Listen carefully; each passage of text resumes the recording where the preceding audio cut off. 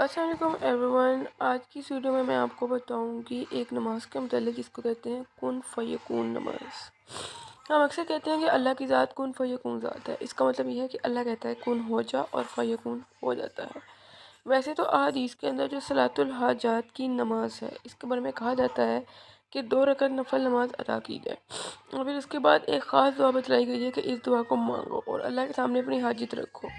لیکن اس تحریر میں جو قضاء حاجات کی نماز میں آپ کو بتانے جا رہی ہوں، اس نماز کو کن فیکون بھی کہا جاتا ہے. یعنی آپ جیسے ہی اس نماز کو جس قسم کی جائز حاجت کے لیے پڑھیں گے آپ کی وہ حاجت پوری ہو جائے گی. اسی لیے اس نماز کو کن فیکون کہا گیا ہے. اللہ کے سوا کوئی نہیں ہے جو انسان کی حاجت پوری کر سکے.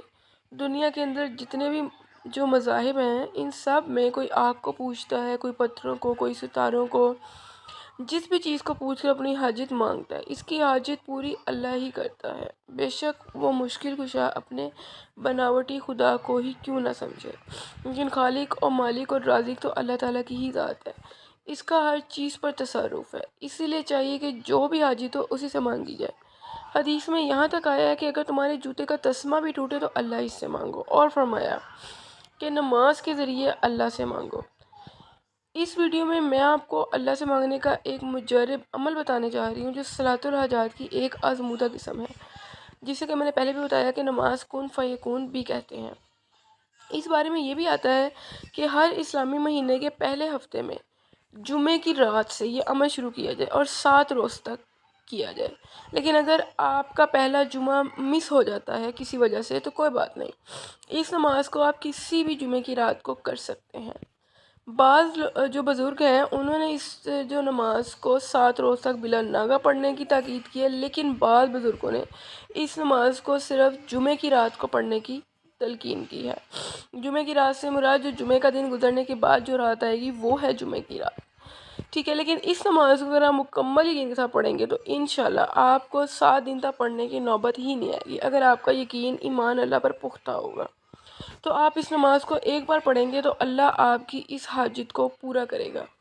بس ضرورت اس عمل کی ہے کہ اس کو سچے دل اور مکمل یقین کے ساتھ پڑھیں. انشاءاللہ آپ کی جو بھی نیک حاجت، نیک تمنا ہوگی، یا آپ کسی اہم ترین کام میں کامیابی چاہتے ہیں، یا کسی مشکل سے خلاصی چاہتے ہیں، کسی بیماری سے نجات چاہتے ہیں، شادی کے مسئلے میں پریشان ہیں، کسی کاروباری رکاوٹ کا شکار ہے، جس بھی قسم کی حاجت ہے وہ اللہ کے کرم سے ضرور پوری ہوگی. اب اس نماز کو پڑھنا کیسے ہے؟ سب سے پہلے آپ جمعے کو جو جمعہ رات کا دن گزر جائے تو جو رات آئے گی یعنی کہ جمعے کی رات کو آپ پہلے غسل کریں اور اس کے لیے آپ پاک صاف کپڑوں کا جوڑا پہنیں. آپ کو اس بارے میں مطمئن ہونا چاہیے کہ آپ کے کپڑے جو ہے وہ پاک ہیں. اب نماز عشاء کے بعد، ٹھیک ہے، آپ نے یہ نماز پڑھنی ہے. جب آپ نماز عشاء کے اور غسل آپ نے نماز عشاء سے پہلے کرنا ہے، ٹھیک ہے. غسل کر کے پاک کپڑے پہن کے نماز عشاء کی نماز پڑھ کے اس کے بعد آپ نے 4 رکعت نوافل پڑھنے ہیں صلاۃ الحاجات کے. نیت آپ کی صلاۃ الحاجات کی ہونی چاہیے، ٹھیک ہے. اب اس کو پڑھنا کیسے ہے؟ پہلی رکعت میں سورۃ فاتحہ جو کہ ہر نماز کے لیے ضروری ہے. اس کے بعد آپ نے سورۃ مومن کی آیت نمبر 44 وَأُفَوِّضُ أَمْرِي إِلَى اللَّهِ إِنَّ اللَّهَ بَصِيرٌ بِالْعِبَادِ 100 مرتبہ پڑھنی ہے، ٹھیک ہے. جب آپ قیام میں اس کو 100 مرتبہ پڑھ لیں گے اس کے بعد آپ رکوع سجود جیسے کہ کرتے ہیں اور جو تسبیحاں پڑھتے ہیں وہ پڑھ لیں. رکعت مکمل ہو گئی. پھر دوسری رکعت کے لیے جب آپ کھڑے ہوں گے تو آپ نے سورۃ فاتحہ کے بعد نصر من اللہ وفتح قریب 100 مرتبہ پڑھنی ہے. پھر اس طرح باقی آپ نے رکوع اور سجود کی تسبیحاں کر کے پھر جب آپ تیسری بار کھڑے ہوں گے، ٹھیک ہے، تو تیسری رکعت میں آپ نے سورۃ فاتحہ کے بعد سورۃ شورى کی آیت نمبر 53، ٹھیک ہے، یہ 100 مرتبہ پڑھ لیں گے، ٹھیک ہے. پھر اور اپنی رکعت پھر سے رکوع اور سجود کی تسبیحات پر مکمل کر لینی ہے. پھر جب آپ کھڑے ہوں گے چوتھی رکعت میں تو آپ نے سورۃ فاتحہ کے بعد سورۃ فتح کی آیت نمبر 1 اِنَّا فَتَحْنَا لَكَ فَتْحًا مُبِينًا 100 مرتبہ پڑھنی ہے اور اس کے بعد آپ نے رکعت مکمل کر لینی ہے، ٹھیک ہے. اب سلام کے بعد آپ نے کس سے بات نہیں کرنی، ٹھیک ہے، بلکہ آپ نے سلام کے بعد 100 مرتبہ استغفار پڑھنا ہے. استغفر اللہ ربی من کل ذنب واتوب الیہ، استغفر اللہ لا الہ الا هو الحی القیوم واتوب الیہ، جو بھی آپ کو مطلب کہ پڑھنے میں ایزی لگتا ہے، ٹھیک ہے. آپ نے 100 مرتبہ استغفار پڑھنا ہے یا 5واں کلمہ بھی استغفار کے طور پہ ہوتا ہے، جو بھی استغفار آپ کو ایزی لگتا ہے، ٹھیک ہے.